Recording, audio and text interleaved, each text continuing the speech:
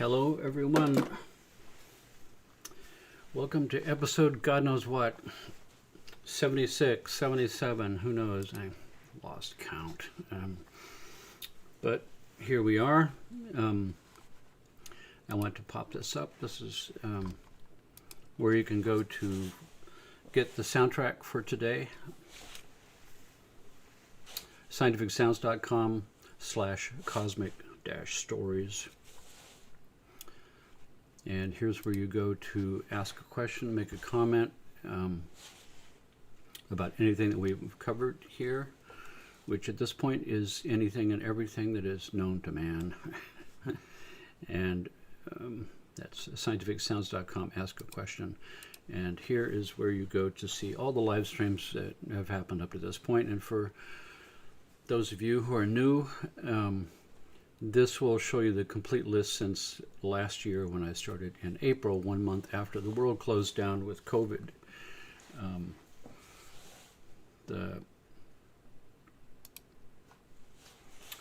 And we use headphones. At the end, I'll have a soundtrack that links all of our minds together. So just to reiterate, for those who are new, and for those of us who are here, just keep on track that we're using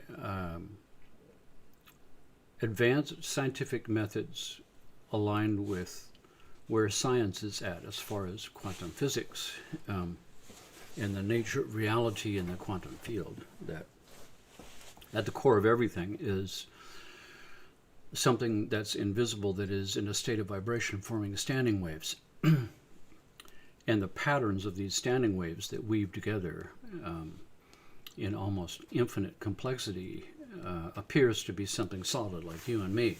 But at the root of it all is vibration, energy patterns in a state of vibration. Something is resonating. And as far back as the Vedas, 4,000-year-old text from India, that is described as consciousness itself. And the ripple patterns in space-time are an idea in the mind of the infinite spirit or God or whatever you want to call that. Self-organizing principle of life that's infinite and eternal. And essentially all of us are joined together in an infinite matrix of grand mind, split into infinite number of little pieces. That's you and me, that represent specific little aspects of the personality of the Godhood on the epic journey to find what is the true nature of our being. And there's power in numbers, and if we can align our consciousnesses together, enough of us, then we can influence the quantum field, and we can influence the next moment from now, which means that we can change reality itself at a quantum field through the power of deep mind connected together with all of us. So my proposal is to use the science of brain entrainment with the use of headphones and something called binaural beats, which force our hemispheres to synchronize into the aha moment, where we come in contact with new original content and problem-solving ideas, eurekas. And since we're all listening to the same soundtrack at the end simultaneously, the brain entrainment is entraining all of our brainwaves precisely and exactly together to exactly the same brain state. This is new. This is something that has never been possible in all of human history before. Gathering people together to meditate together on world peace is still gathering cats. But using science to align everybody's brainwaves to precisely exactly the same state is a whole order of magnitude different. Because now we're activating the coupled oscillator principle, in which all things in the universe seek to dance together to save energy. And if we can align ourselves very closely and precisely and exactly together, we all get sucked into that dance together, sucked into the coupled oscillator principle. And then it's up to us, which is what all these live streams have been about, to flesh out a magnificent idea about what the universe is and why it's here and what it's all about and what's our place in it. Which brings us to what we're talking about today, story. The universe is an infinite number of stories from an infinite number of standpoints, and infinite number of eyes and noses and mouths and bodies experiencing infinite number of stories that all weave together into the grandest story of all time, beyond time, before time. An infinite story that is constantly unfolding from an infinite number of standpoints at once. And my story is one of those, and your story is another one of those. And anyone that you bump into on the street and you heard their story, it would just blow your mind. The infinite number of details and the things that go on. Every story is unique and every story is amazing and every story is different. And all the stories are the grand story of the journey to find out the true nature of your soul and why you're here and what it's all about. When I look back upon my own story, it sort of continually blows my mind. The things that I've experienced, the things that have happened to me, and now as a quote older man looking back on all the water that's passed under the bridge for me,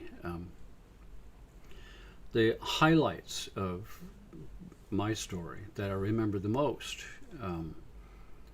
tend to be extraordinary things that happen to me, always swirling around the important people in my life, the things and the people, the friends, the lovers, the people that I've loved and have loved me back, grand friendships that have changed my life. And in some cases, certain levels of friendship, something in the East called essence friend, a sort of a cosmic connection with another human being that is a special type of friendship that endures beyond time. And you can be separated from these people for long periods of time, for years and decades, and rediscover them again. They come back into your life, and it's like no time has passed.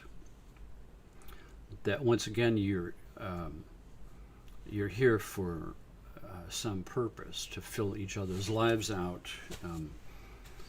There's a recognition, and I've been blessed to have a number of very powerful, deep friendships in my life who've changed my life. And it's still happening. Friends are coming and friends are going, and old friends who come back change everything.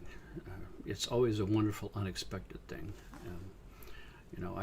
I started back as a military kid. I was, my dad was in the military.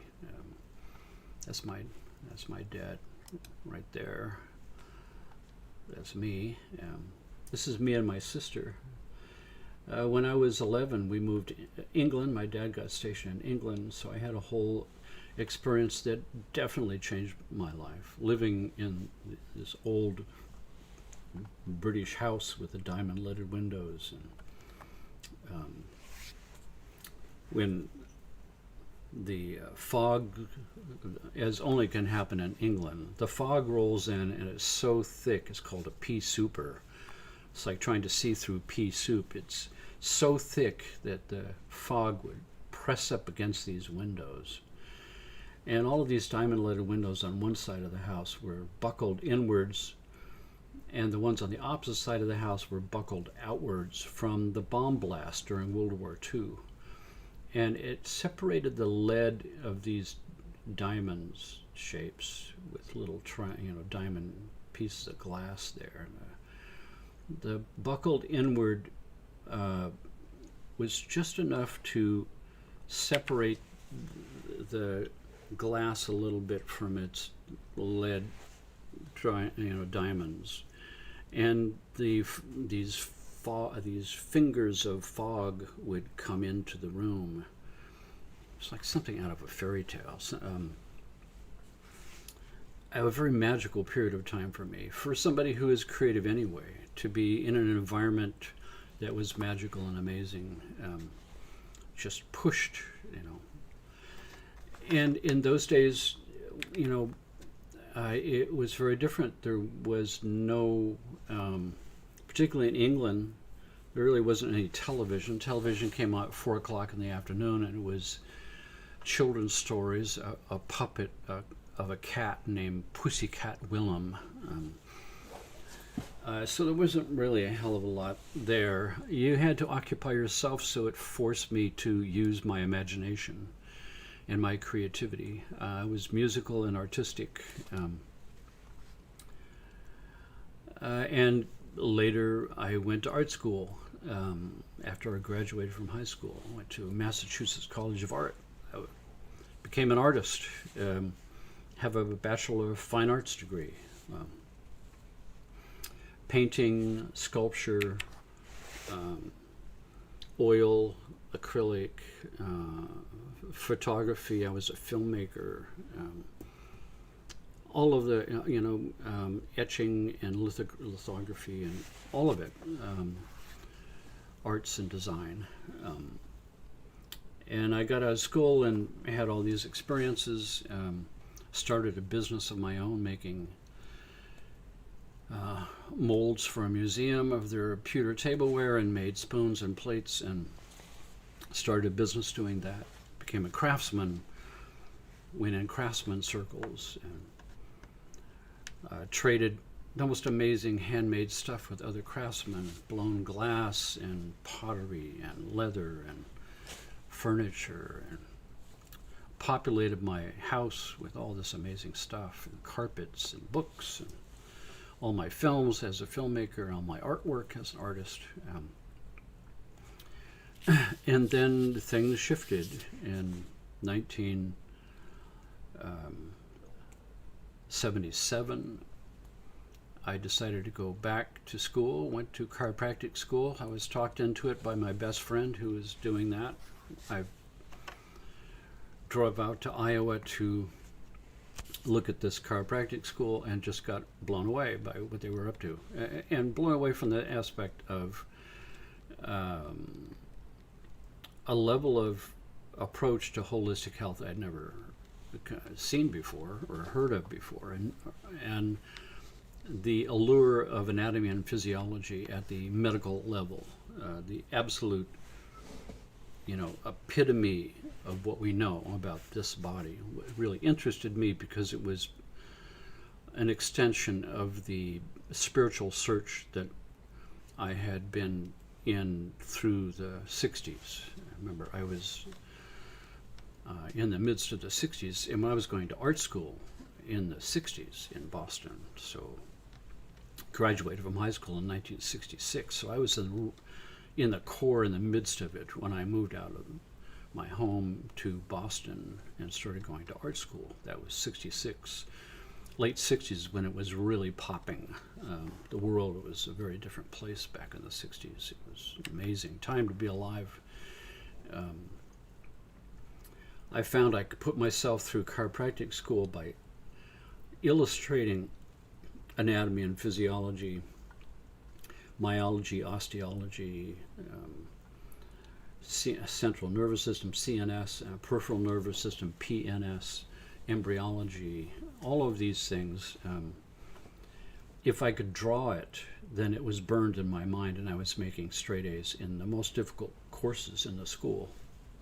The wiring diagram of the brain, all the muscles and all the joints and all the nerves, and such a titanic amount of information. But by drawing it and illustrating it and shading it, and by the time I finished drawing this, I knew what all these things were. It was deeply embedded in my brain, and it still is to this day.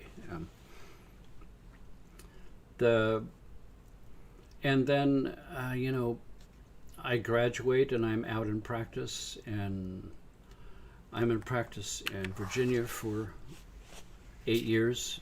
I became a very successful chiropractor in the largest holistic health center in Virginia, where we were packing every kind of holistic therapy under one roof that we could do. Cranial sacral, different chiropractic methods, biomagnetic therapy using magnets and big magnetic devices, I had a full-time colon therapy person in the back. We had the first laser acupuncture device in the country, so it made the news. And we had a blood lab in the back for doing blood studies for nutrition, which nutritional products to use. It was advanced. We were the most advanced clinic in the state, probably one of the most advanced in the country. And in the context of that, I started exploring the use of sound, because I was a musician and an artist. I at one point was rock and roll lead guitar, and we cut a record, and girls tried to tear our clothes off at the back door running for our car. That was back in the 60s. I sold all that electronic equipment, and I bought a classical guitar and played classical guitar for 15 years, got deeply into Indian music, and bought a sitar and played sitar and studied Indian music deeply in the 60s.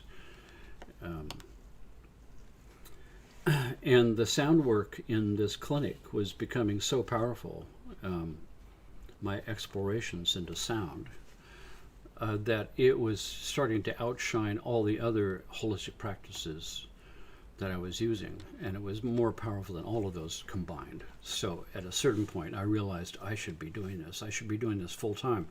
And if I've got the courage, I could cash in my chips and do it full time. I could sell this clinic and sell my house and have a big bundle of money and move to California, where they won't, lock you up for these ideas. And that's what I did. I moved here to San Diego and opened up a huge center. And part of that center was a brain spa, where all of the devices of that period of time, which were making the cover of Time magazine, light and sound machines for entraining brainwaves and binaural beat soundtracks, and I was one of the people at the top of that, making binaural beat soundtracks. My soundtracks were in every major music catalog and every store in the country. And eventually that exploded into every major retail store in the country, with my own bin card, Dr. Jeffrey Thompson. Yeah, it was amazing. And so part of this brain spa was all these devices, including devices like this one. So this picture was from the front page of the local San Diego newspaper, full page, top to bottom spread with big pictures, 5-page article about my Brainwaves Research Center for Expanding Consciousness. This was a huge cube of mirrors that you could sit in, mirrors on the ceiling, on the floor, and the walls. So it was you and your infinite self. And up here, these are lights up here with a control panel that could make the lights flash at different brainwave speeds for entraining you. And talk about trippy.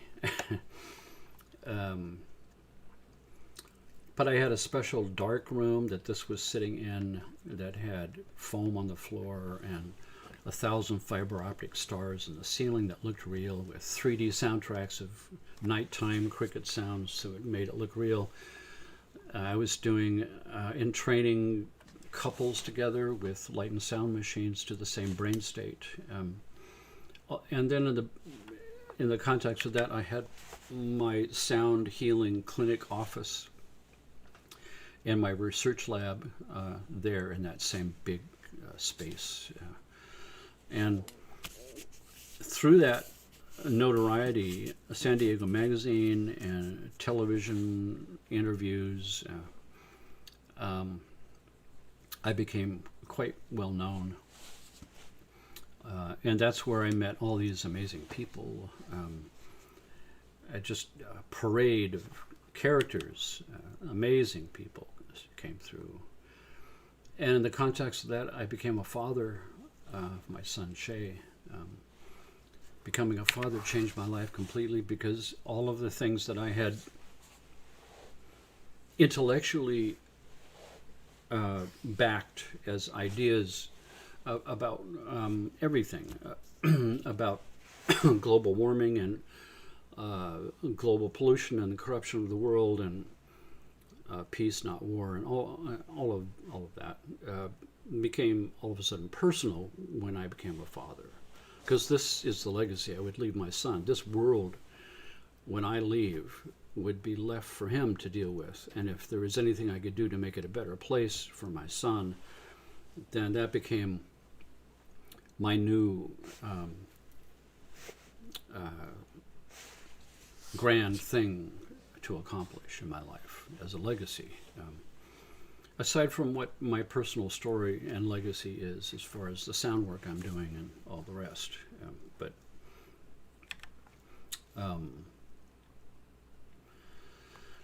And then I've become a teacher, and I teach people the techniques that I've developed with sound and healing.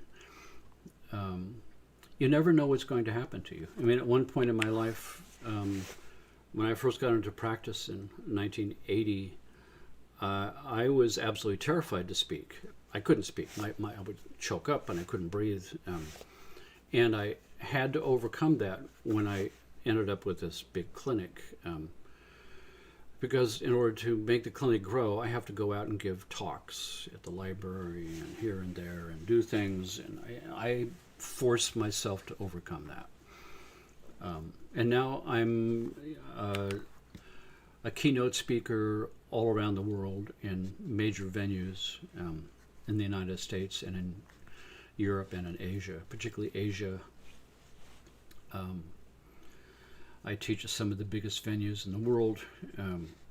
This was a venue in Taiwan. I've done the keynote speaking in Korea and in China, in Singapore, and Hong Kong. In the U.S., it's a mind blower for me that how my story has unfolded. This is where I'm sitting right now.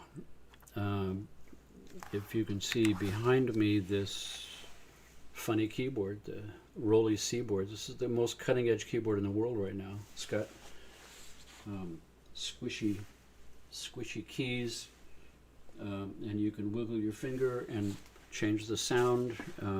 It's very expressive. And that is this keyboard right here.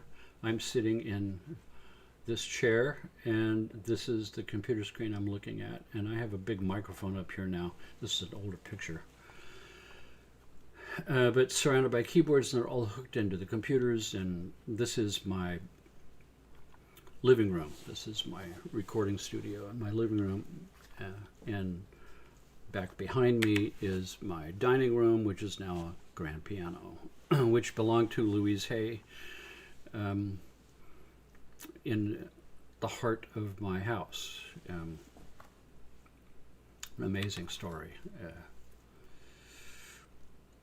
And I'm an accomplished composer and musician, and I have 90 soundtracks, and I don't read music. When I was 6, I took music lessons, piano lessons. I studied like a fiend because I was in love with my piano teacher. And when she moved away, that was the end of my piano lessons. And now I've got 90 soundtracks, and I don't read music. It's one of those things.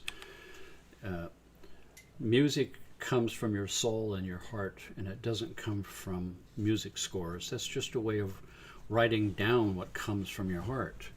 It has to come from your heart first. It comes out expressively. Whether you know anything about music theory or not, your deepest part of your unconscious mind invented music theory. So if you stand aside and let it come out, then other people could stand around and write down what came out as notation and music scores, but the music doesn't come from the score. The score comes from the music. And it was through my brain spa that I first met Louise Hay. My brain spa was always jammed with people, jam-packed. And people would call up and make appointments to see if it was, okay to come, or people would ask questions. Louise Hay, when she called up, wanted to talk to Dr. Jeff Thompson, right, straight to the top.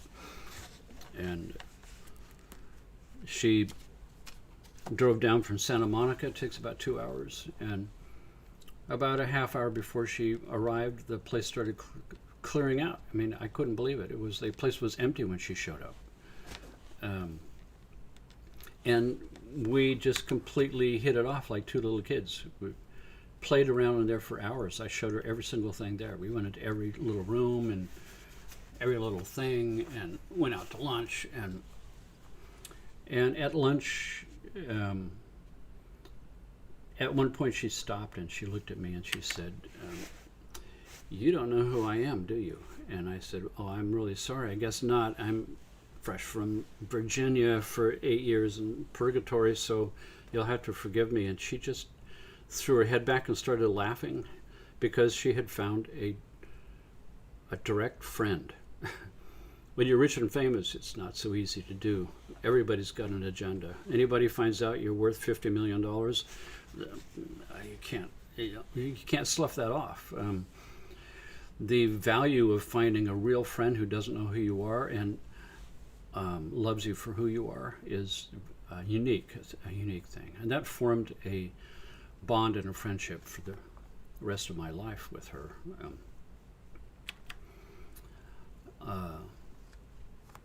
And we hung out a lot, and she invited me to these gatherings she had at her big house and birthday parties, and I met the most amazing people. There would be, 75 people that would show up for a birthday party of the most amazing people you ever met in your whole life.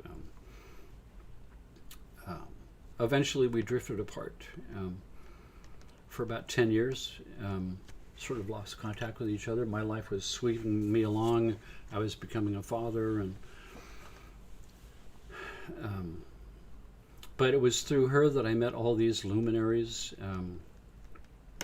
because she would put on these huge conferences with Deepak Chopra and Barbara Marx Hubbard and Brew Joy and just all these amazing, Wayne Dwyer and all these amazing people.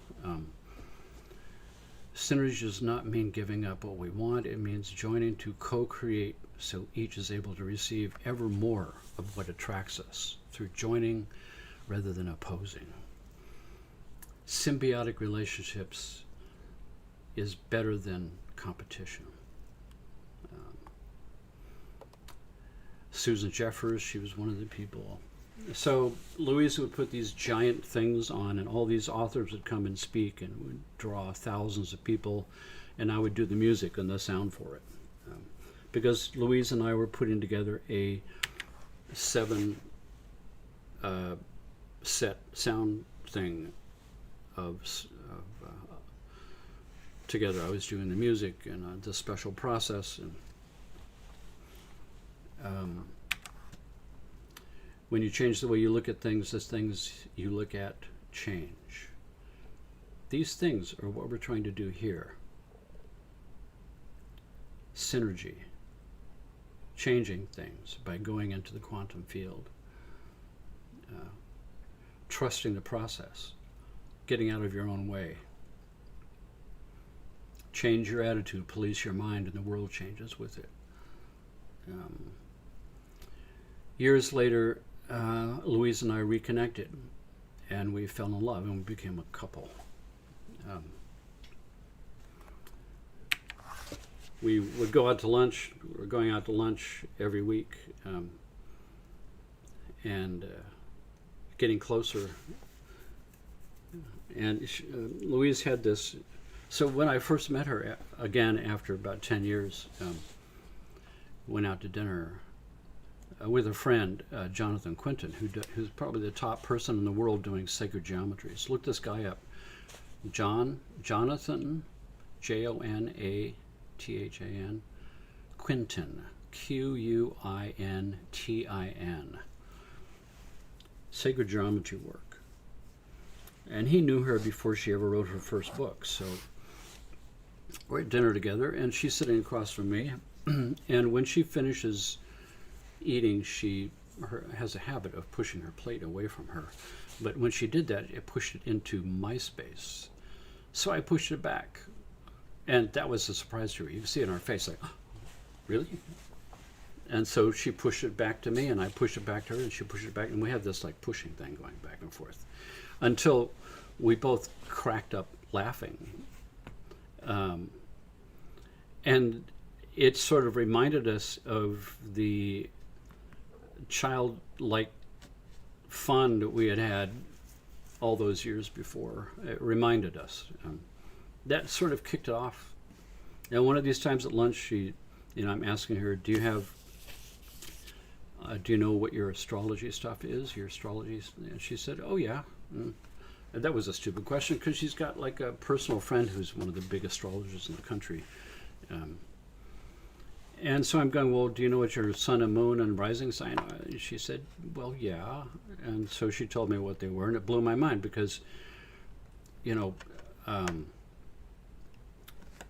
Scorpio moon and Leo rising we both have that. We both had the same moon and rising sign. And as soon as that moment happened, we looked at each other and thought, oh shit, the jig is up. This is more powerful than what we suspected.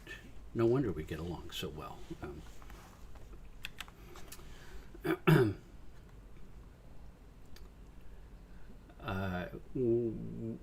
Our relationship together was continual laughter. And then we'd start laughing about the fact that we couldn't remember why we were laughing. It was awesome.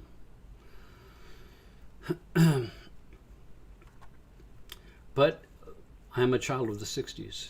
I grew up in this era of assassinations and civil rights marches and the Vietnam War and the greatest musicians of our times, the Beatles and Jimi Hendrix and the Stones, Bob Dylan, all of it, protesting the war and trying to get out of the draft, being scared shitless because all of our greatest leaders that we love the most were being assassinated and killed around us. The world seemed like it was falling apart. And we were protesting in the streets against big corporations polluting the world and destroying the world and destroying our water, destroying our air. It's before the Environmental Protection Agency. There was pollution. Your throat you'd have a sore throat when you drove out of LA. You drive into LA and you'd drive out and you'd have a sore throat for a few days. You could see the smog.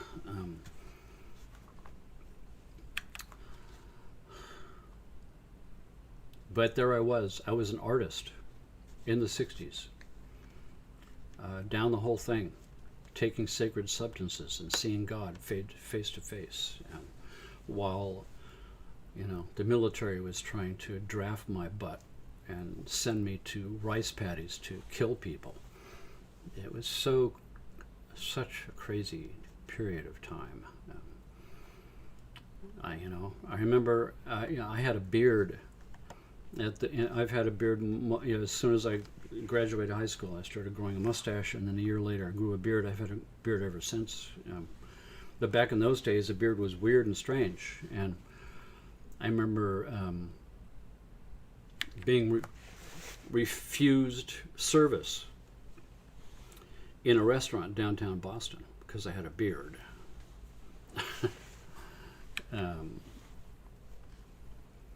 But these were the days of the great music and the protest songs, and Kent State, college students being shot by the military, by the National Guard, killed, students killed, because they were protesting the war. And here we are now. Here's the current generation. It's a replay.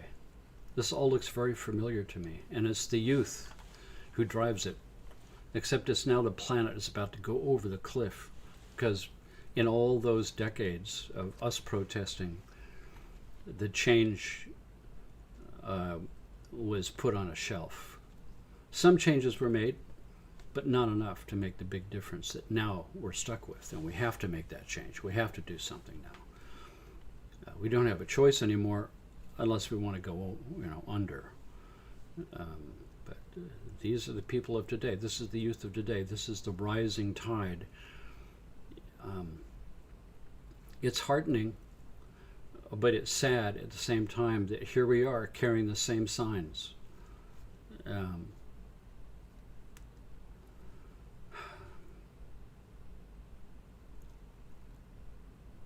But the good in humanity is alive and well. And it's the children who realize that their world, their literal physical world of Earth is being stolen from them, mostly by inaction. And what triumphed in the past is what's triumphing now. A return to essence, a return to spirit, a return to the deepest place inside of yourself where the true quiet is, where the answers are, where now we have the tools and techniques to enter into the quantum field direct and make the biggest change you can imagine. The spontaneous remission of humanity. And now we've got new tools and techniques to accelerate that. The idea of headphones, binaural beats, brain entrainment. We can see EEG patterns of what does enlightenment look like, and we can entrain you to that exact same pattern. We can skip steps. We can accelerate. You know, even back in the beginning when Tibetan bowls were first developed, that is a high-tech tool for cutting corners to accelerate meditation. Just as high-tech a tool as what I surround myself with here in this room for that time. The times always dish forth what's necessary to meet the challenges of that time, and that's no exception now. But back in the 60s, you know, when we had Timothy Leary and Richard Alpert, psychiatrists using LSD and mushrooms in a psychiatric venue and exploring the possibilities of these sacred substances that have been used in every culture to wake up. And waking up is the key of these various conditions. But then the cat got out of the bag, and you know, this is the guy here. His name was Hoffman, Alfred Hoffman, who accidentally discovered LSD while he was doing some other research, and accidentally exposed himself to it and began tripping on his way home on his bicycle. The famous story of Alfred Hoffman and his bicycle ride, tripping on a dosage of LSD that most of us would never have the courage to take.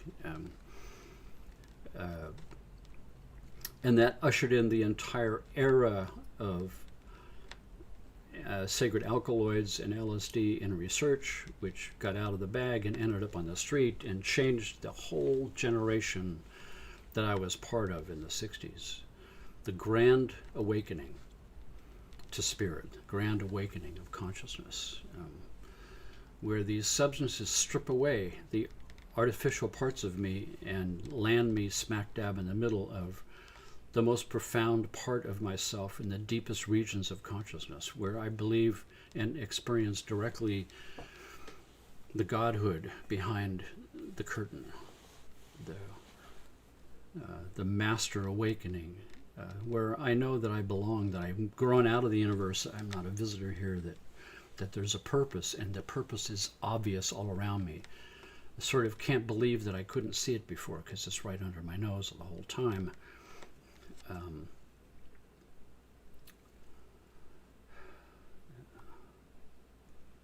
And then, of course, Timothy Leary and becomes this whole spokesman for a generation, and Richard Alpert becomes Baba Ram Dass, and life was amazing in those periods of time. Albert Hoffman. It is true that my discovery of LSD was a chance discovery, but it was the outcome of planned experiments, and these experiments took place in the framework of systematic pharmaceutical chemical research. It could better be described as serendipity, which means not an accident, on purpose.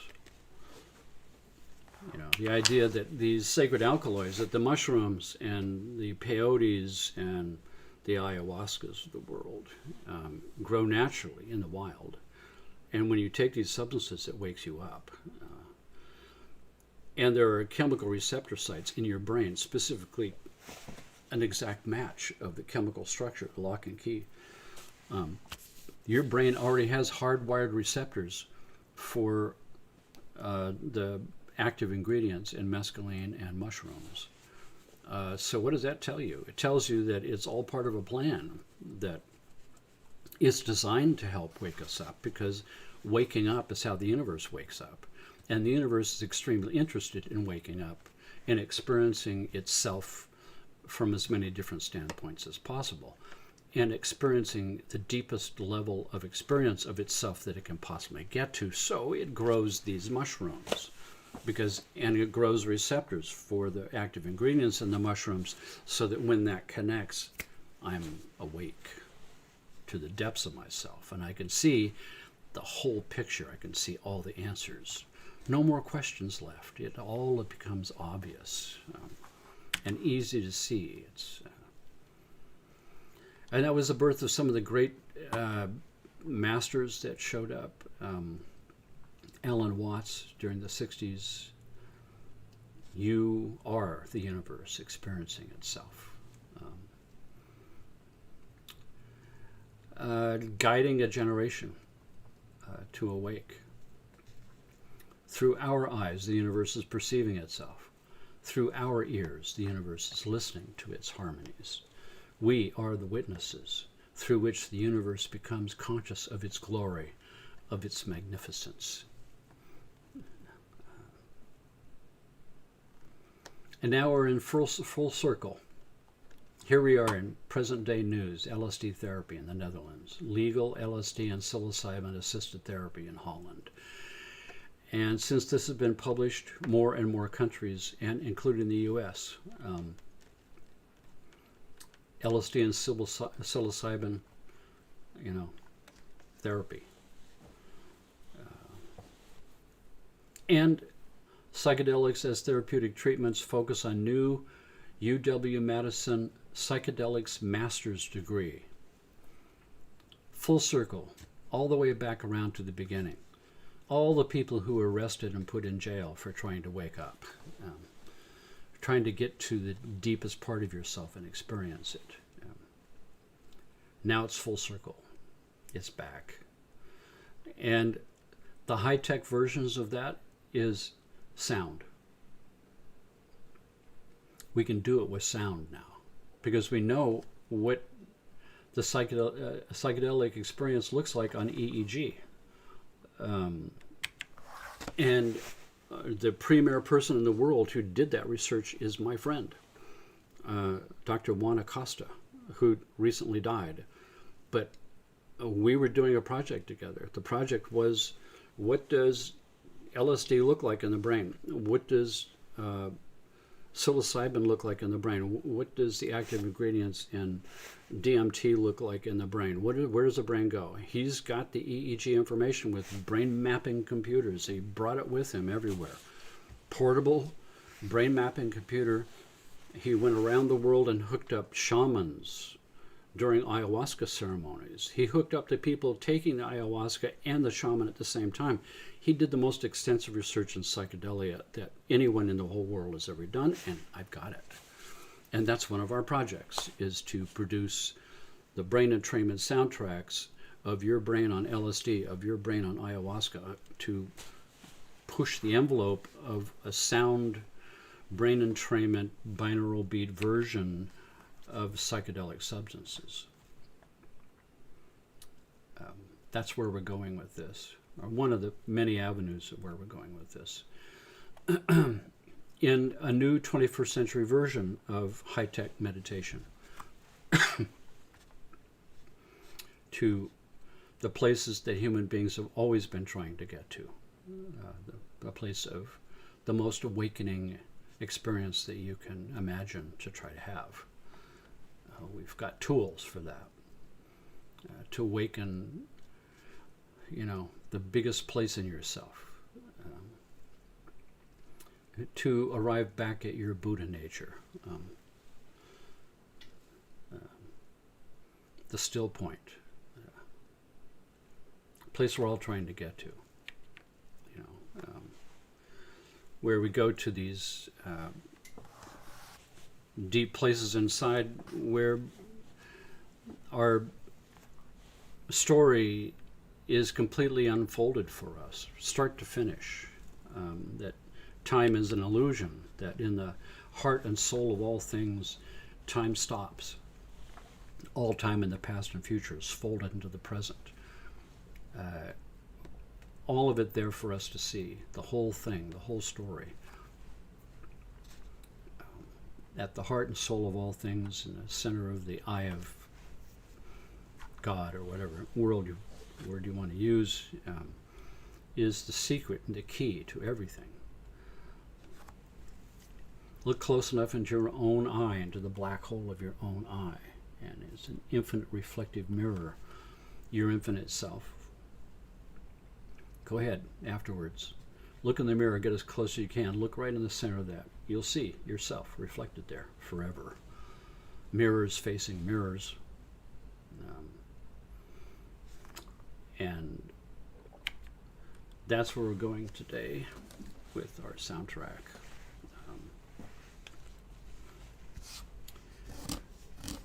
Consider your story. Consider the magnificence of the unfolding of the story that has landed you here with this group of people doing this crazy thing we're doing together to try to change reality. That's a pretty cool story, particularly when that story begins to work. And like I said before,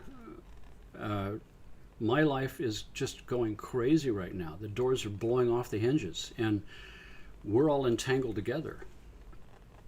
What happens to any of us happened to all of us. So I can suspect that your lives are going through also a similar magnificent change. And if it's not, it's coming. It's coming soon, because you're tied to me now. We're in a spooky action at a distance entanglement now. So hold on to your hat and fasten your seatbelts. And for now, close your eyes and here we go.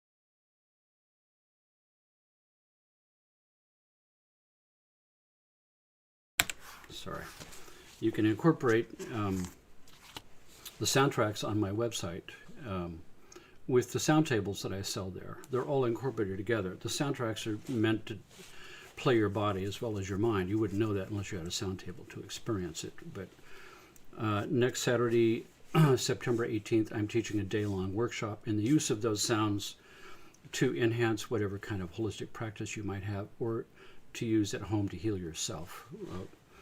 How to use those soundtracks for healing. So that's next Saturday. It won't affect us with our live stream here on Sunday. That'll stay the same. Also, big developments are happening with the Gaia network. So as I said before, they flew me out to Boulder, Colorado to shoot a 10-part series on sound. 10-part series on sound is awesome. I'm not exactly sure when that's going to be out, but I would suspect soon. Maybe October, November, sometime before Christmas, I'm sure, is when they would begin the first episode. In the meantime, and I'm going to be in every episode there. The upshot of that was a different department at Gaia. A fairly new thing that they're doing is called Gaia News, the latest and greatest of cool stuff. So I shot a lot of footage with them for their latest Gaia News show, and that was so good that they decided to make it a 2-part Gaia News series. So there's a 2-part Gaia News on my work with sound right now. And Gaia is spelled like this. So for those of you who belong to Gaia, check out the 2-part series on sound in Gaia News. It's really well done. It's stupendous. It's great. And in that, I talk about all the cool stuff and mind-blowing stuff about sound that I talk about here, including this mind link idea. So that's another, 5 to 10 million people who will see this, and hopefully we'll get more people in this mind link thing that we're doing. If you don't belong to Gaia, you can join for free, a free trial. So look it up, Gaia Network. Join the free trial and watch the 2 episodes of Gaia News on sound. Meantime, I will see you here next Sunday. If you know anybody who wants to take the workshop next Saturday that I'm doing, let people know.